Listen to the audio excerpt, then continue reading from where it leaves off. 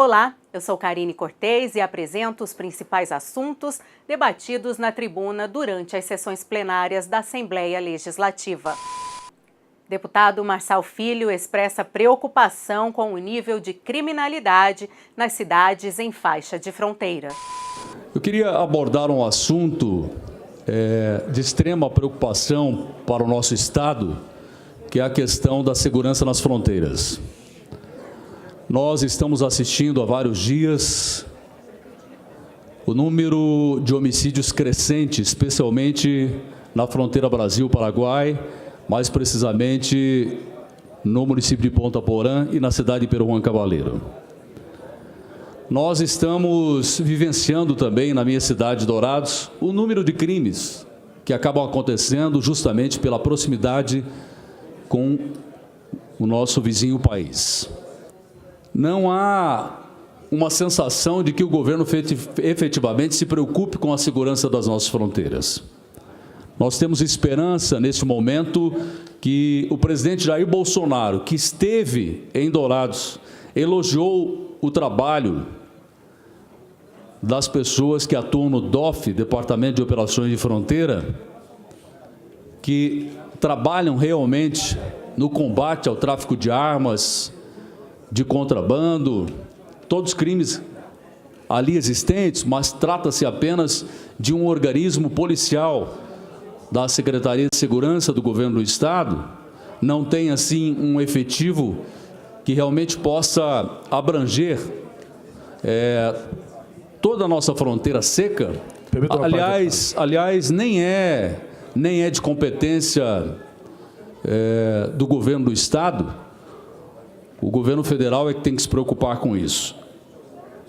Por isso, esse sistema integrado de monitoramento de fronteiras, ele é necessário que se efetive em totum. Há pouco mais de 4 anos, o Ministério da Defesa ativou o CISFRON.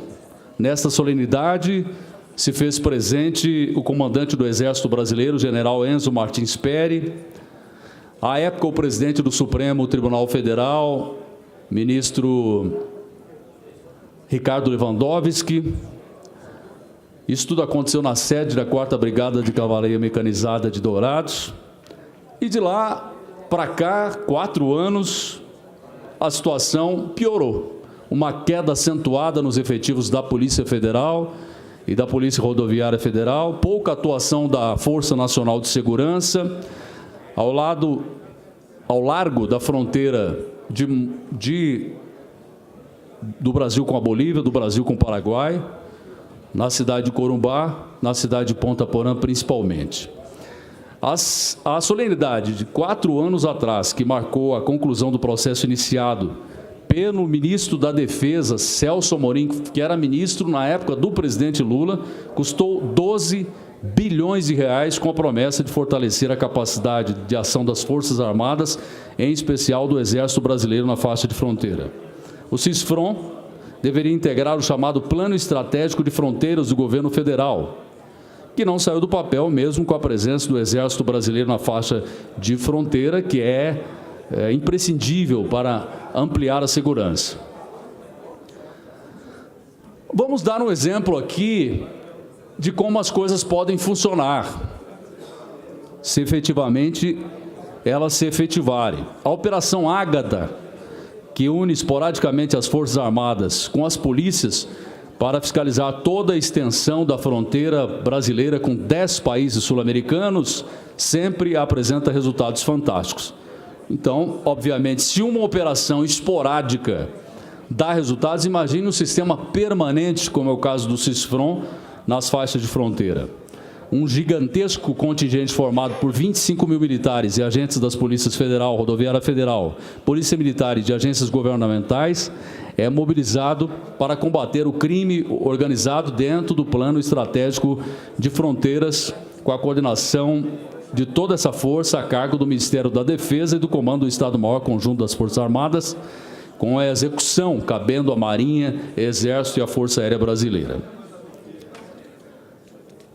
Evidentemente que, com o CISFRON presente nessas regiões, ampliando a presença militar na faixa que compreende 27% do território nacional, onde estão 710 municípios, 122 cidades limítrofes de fronteira seca, evidentemente que a vida do crime organizado ficaria muito mais difícil ao longo dos 16.886 quilômetros de fronteira, sendo 7.366 quilômetros, 63 quilômetros de linha seca e 9.523 quilômetros de rio. Com o SISFRON, Sistema Integrado de Monitoramento das Fronteiras, mais de 23.400 quilômetros de rodovias federais nos estados do Amapá, Pará, Roraima, Amazonas, Acre, Rondônia, Mato Grosso do Sul, Paraná, Santa Catarina e Rio Grande do Sul ficariam muito mais seguros. Além disso, os 16.886 quilômetros de fronteira que separam o território brasileiro de cidades extremamente problemáticas em países, cidades que são localizadas em países como Guiana Francesa, Suriname, Venezuela, Colômbia, Bolívia, Peru, Paraguai, Argentina, Uruguai, seriam dotadas de forças permanentes de segurança do Exército, da Marinha e da Aeronáutica, com apoio, claro, da Polícia Federal, da Polícia Rodoviária Federal, da Receita Federal, do Ministério Público Federal, da Polícia Militar, da Polícia Civil. Então, o serviço de inteligência das Forças Armadas é de uma importância fundamental, numa extensão de território de fronteira seca tão grande como é o Brasil, e principalmente o nosso estado, Mato Grosso do Sul. Mato Grosso do Sul tem a maior fronteira seca do país, daí a facilidade para o tráfico de armas e de drogas. Mas, mesmo gastos aí mais de 12 bilhões de reais, o SISFRON ainda é uma promessa. Os governos federais que se sucederam não colocaram isso efetivamente para que funcionasse. Permita-me uma parte, excelentíssimo deputado Marçal. Tanto é que apenas 5% da área total de fronteiras está sendo vigiado pelo SISFRON. Dados do próprio Exército Brasileiro mostram que SISFRON abrange atualmente uma faixa de 650 quilômetros, ou seja, menos de 4% dos 16.686 quilômetros de fronteira seca que separam o Brasil dos demais países esses produtores de maconha, de cocaína, que explora contrabando de armas, eletrônicos e até contrabando de pessoas. Então, nós esperamos que o presidente Jair Bolsonaro, que conhece, ele serviu no exército de Nioac. Parabéns por trazer esse tema muito relevante aqui nessa tribuna, aqui para essa casa. E quero só deixar registrado que é uma pena que os governos anteriores não deram atenção devida a pelo menos esse projeto SISFRON das Forças Armadas. Essa cobertura das fronteiras, esse sensoriamento e o monitoramento é importantíssimo. Nós fazemos fronteira com 10 países na América do Sul. Só aqui no Mato Grosso do Sul são mais de 1.500 quilômetros, com 2 países que possuem um dos maiores índices de crimes transnacionais. Então, esse apelo, com certeza, já está sendo falado nos corredores de Brasília, em torno do tema segurança aqui em nosso estado. E pode ter certeza, deputado Marçal, que tudo que as Forças Armadas, em especial o Exército Brasileiro, põe a mão para fazer, é bem feito. A exemplo das estradas, a exemplo das construções, das pontes e também do monitoramento da segurança.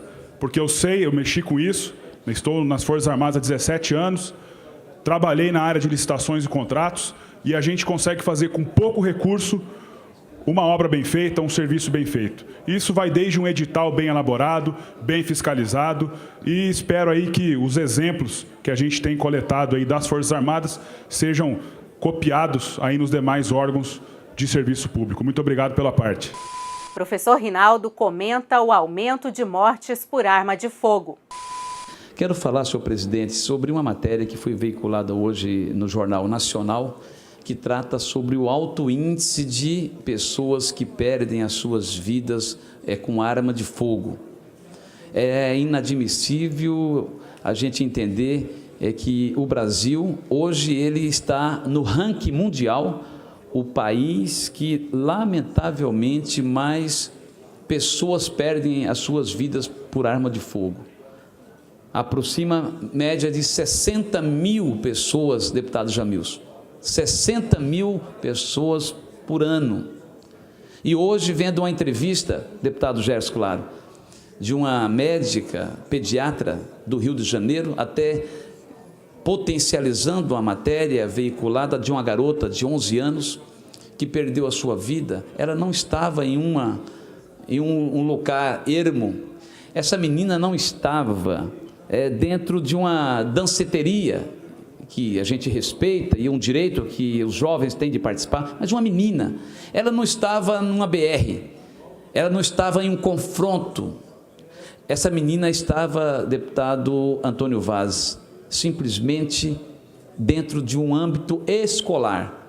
Essa menina estava brincando na quadra da escola e fora atingida por uma bala perdida. E aí a gente vendo aquela mãe desesperada pela saudade, aquela avó que convivia com a neta, enfim. E aí a médica diz que nesses últimos anos o índice de crianças e adolescentes que perderam as suas vidas por arma de fogo aumentou mais de 113%. Então, um país que 60 mil pessoas perdem suas vidas, isso é muito maior, deputado Renato Câmara, é muito maior do que os países que estão em conflitos, que estão vivendo as suas respectivas guerras civis. 60 mil por ano, isto é inadmissível.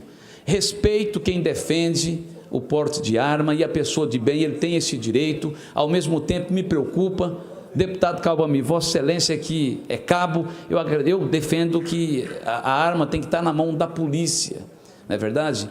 O homem de bem, que dependendo do ambiente de trabalho, é importante, é um direito, mas quando você acaba fazendo apologia, aí vem um deputado federal aqui do nosso estado, que respeito, né, foi eleito pelo voto popular, mas ele chegou a dar uma entrevista de que o professor, deputado Gerson Claro, tem que também estar com a arma dentro da sala de aula.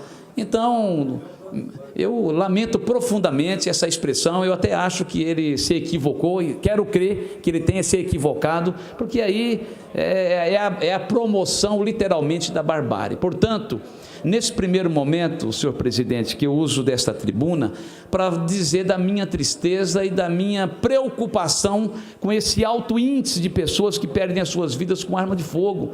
As pessoas, às vezes, por questões banais, porque o único crime, deputado Gerson, Vossa Excelência que é advogado, já concederei com alegria, o único crime que qualquer cidadão pode praticar, único, com muita facilidade, é o homicídio. Porque você, num lapso temporal de segundos, você, dependendo do momento da euforia, você pode puxar o gatilho. Então, conheço cenas, casos, aqui inclusive de Campo Grande, que às vezes por um buzinaço, uma buzina já é motivo do cara já sair armado. Eu já presenciei isso. Eu já presenciei um caso do Capitão Contar, de uma pessoa que tivera o seu carro sendo uma ultrapassagem um pouco estranha, a pessoa fechou lá na frente e já veio com a arma na mão. Eu vi isso. Então é uma buzinada. O Nelsinho Trado tem um primo que está hoje numa cadeira de rodas por conta de uma briga de trânsito. Então a intolerância chegou a extrapolar os limites da razão humana e as pessoas estão matando por questões banais. Então essa questão da arma me preocupa muito. Talvez a nova mudança do Código Penal seja o crime da intolerância, seja o crime da opinião. Nós estamos vivendo em dias da nossa sociedade que o simples fato de uma pessoa ter opinião diferente da outra está gerando um clima de intolerância, um clima de insatisfação, talvez social, que gera uma confusão e uma briga por causa disso. Portanto, a sociedade vive realmente um momento que a gente tem que repensar e aí os valores da família, o que a gente vai ter que aprender na escola, o que aprende em casa, o que aprende na religião que você professa, o que as igrejas podem contribuir, as organizações sociais, é repensar essa sociedade que está vivendo. Eu tive a oportunidade no discurso de posse aqui dessa casa, falar da informação rasa.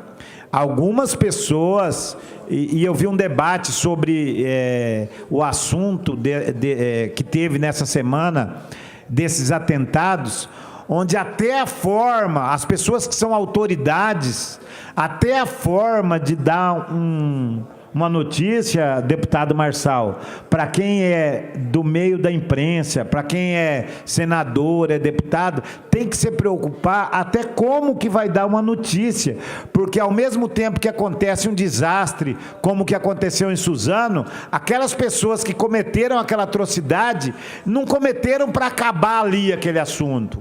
É uma análise que foi feita, as pessoas prepararam toda uma situação para que fosse vendida e outras pessoas vissem a matéria, vissem a notícia, e aquilo pode gerar outras opiniões e outras pessoas achando que aquilo era normal, que aquilo tinha que fazer.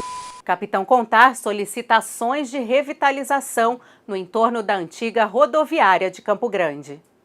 Um tema muito importante e que tem causado muitos problemas aqui na nossa capital. Trata-se, e muita gente ainda não sabe que existe, mas em Campo Grande nós temos a Cracolândia.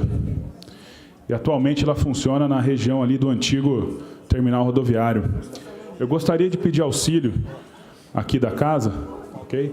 Para mostrarmos algumas imagens que fizemos pessoalmente, eu e minha equipe, lá na região da Cracolândia. E reiterando também a indicação que fiz, né, no protocolo 048/2019, lida no dia 7 de fevereiro deste ano. Então, gostaria de solicitar uma especial atenção aqui dos colegas da casa. Vejam o estado em que se encontram aí essas pessoas e também a região daqui da nossa capital. É vergonhoso, isso causa diversos problemas e a gente pode discutir aqui também as causas. Isso é uma questão de assistência social, de saúde pública, de segurança pública e, por que não, também de educação. O comércio nessa região central da cidade praticamente já não existe mais. A onda de violência, de crimes que vem acontecendo nessa região fizeram com que muitos comerciantes fechassem suas portas e se mudassem dali. A mudança do terminal rodoviário, né, para a nova localidade foi muito boa, mas o prédio ficou esquecido. E a região hoje aí se encontra dessa maneira. A gente também destacou algumas matérias, né, que saíram nos veículos de comunicação aqui da nossa cidade, denunciando isso que está acontecendo com Campo Grande. E, se não me engano, em Dourados também existe uma região de alta concentração aí de dependentes químicos, de viciados, né, que acabam aí atormentando aquela região onde eles frequentam. Então, esse prédio aqui na nossa capital, né, havia uma promessa de que seria uma universidade, né, que estaria ocupando aquele prédio, mas isso não se concretizou. O prédio está em ruínas e, assim como a gente acompanha aqui nas fotos, essas portas aí estão fechadas à noite, mas ficam fechadas durante o dia também. E ali a gente vê o tráfico de drogas, né, prostituição infantil, e a gente tem que chamar a atenção para esse tema. E eu vejo aqui os colegas dessa casa empenhados em estar sempre trazendo esses temas polêmicos aqui para essa casa, para que a gente possa discutir e cobrar do Poder Executivo, da Prefeitura, para que sejam tomadas as providências. Esses usuários de drogas, eles, além do problema da segurança, eles estão desocupados, eles estão causando crimes com cidadãos como nós, né, que não podemos mais circular na região. A região da Orla Morena era para ser um lugar, um ponto turístico da nossa capital. Em 2012, foi levado para aquela região diversos food trucks, né, trailers aí de pequenos comércios, de comida, era uma região gostosa de frequentar. E hoje virou uma área de risco. E isso chega ao gabinete, no meu gabinete, acredito que aos demais deputados também, aos vereadores, demandas diárias de atuação do poder público na questão da segurança, para que reforce o patrulhamento, mas isso acaba sendo só o paliativo.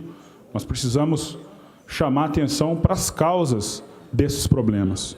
E esse projeto que acabou de ser votado aqui na casa não deixa de também tocar nesse assunto, né? Às vezes o jovem ele entra para o mundo das drogas, talvez por falta de orientação dentro de casa, por uma orientação mais específica na sala de aula, ou justamente por não conseguir se apegar a algo que o faça bem, algo que lhe dê alguma esperança.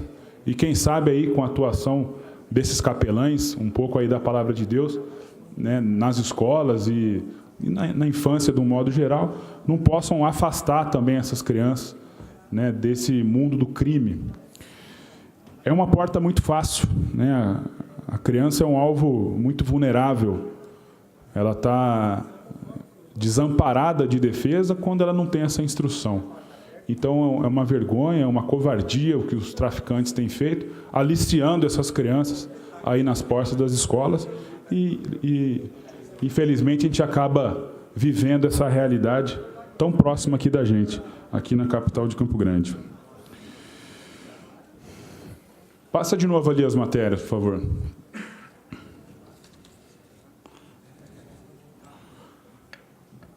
Então, olha o tipo, né, de situação que estamos vivendo na nossa cidade, aqui no centro. Essas ocorrências aí de vandalismo, roubos, furtos, são registrados diariamente. E os comerciantes têm um prejuízo diário, né? Muitas vezes aí ele está se alastrando durante a noite, né, com arrombamentos, com assaltos, que esses jovens, esses viciados, eles vão atrás ali de pequenos furtos para poder estar comprando novamente ali o seu químico, né, para sustentar a sua dependência. Então, pelas razões aí apresentadas, né, além do apoio do Poder Executivo estadual e municipal, a gente quer que esse problema seja dirimido, seja solucionado na raiz. Então, não é só apenas um problema de saúde pública, é também de segurança, de assistência social, de educação, né? E também de policiamento, reforçar a segurança, né, nessa localidade, urgentemente, para que a gente volte a ter, no centro da nossa capital, né, atividades comerciais, de lazer, de turismo, de cidadania. Renato Câmara destaca a importância da contação de histórias para a formação cultural infanto-juvenil. Uso a tribuna dessa casa para falar de algumas ações onde nós temos desenvolvido aqui na Assembleia Legislativa. Uma delas em relação aos nossos jovens, às nossas crianças. Nós estamos discutindo aqui na casa várias questões importantes, como, por exemplo, entender e compreender o que aconteceu na cabeça daqueles jovens lá em Suzano para cometer tamanha tragédia. O que passa pela cabeça de um jovem desse? Nós criamos aqui na Assembleia Legislativa o Dia Estadual do Contador de Histórias. Hoje, quem conta histórias para esses jovens? São esses games, mostrando violência, mostrando insatisfação, ser o super-herói, mas para o crime. Os jovens que se sentem, muitas vezes, não acolhidos pela família, pelos amigos, e através da contação de história, através da narrativa, é a história que passa os nossos valores para os jovens. Através das histórias, nossos pais, nossos avós, nossos tios, mas também os professores colocam nessa narrativa o entendimento de ter um ideal, o entendimento de valores. A história, ela doutrinou a humanidade. E entendendo isso, a Suécia criou o Dia Nacional do Contador de História. A Dinamarca, vários países que são considerados os países mais desenvolvidos do mundo, têm trabalhado a questão das narrativas, das histórias, para poder propagar para os seus jovens sua identidade, para passar para os seus jovens a sua história, a evolução e a construção da sociedade. É através da história que se passa novas informações. E quando nós não apresentamos essa alternativa para as escolas, essa alternativa nos meios culturais, nas instituições, os jovens ficam à mercê do livre-arbítrio da internet, das redes sociais, sendo doutrinado muitas vezes por extremistas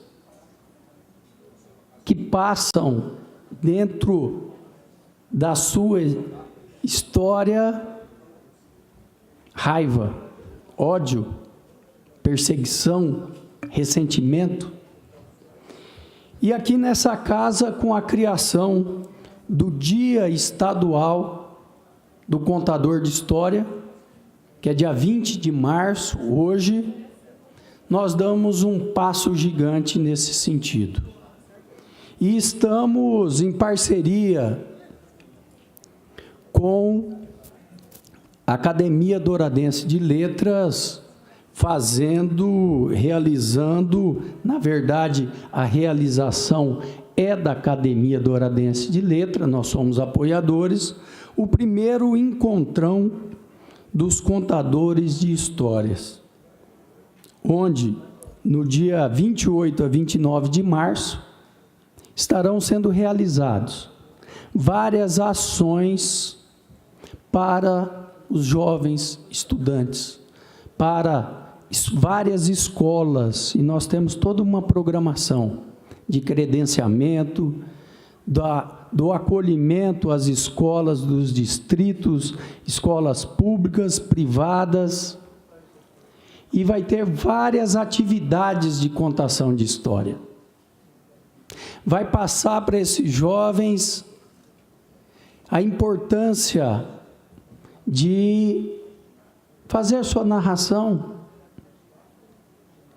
passar para esses jovens a nossa identidade de um povo que luta para a construção de uma sociedade melhor. E aqui são vários temas transversais, porque quando você está numa sala de aula, o que chama mais atenção de uma matéria é alguma história prática que fala sobre aquele tema.